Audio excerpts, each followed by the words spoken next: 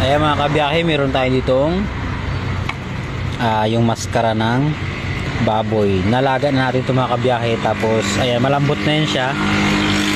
At nilagyan natin ng kunting asin. Ayan, ito na siya mga kabiyahe. Piniprito na natin. Parang gagawin natin lechong kawali siya. Ayan, hindi pa siya namumula. Malapit na. Ayan. Ayan mga kabiyahe, nagpiprito tayo ngayon ng maskara ito ng baboy. Ayan, ginano natin lechong kawali.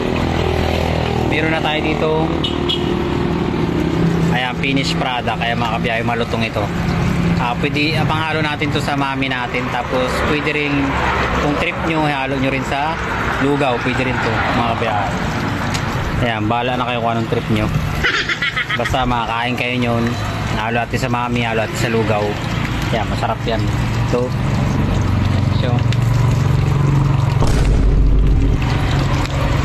ayan, dito lang yan sa may harap ng DPWH, Nara, Palawan tayo mga kabiyahe, yung ating lugawan.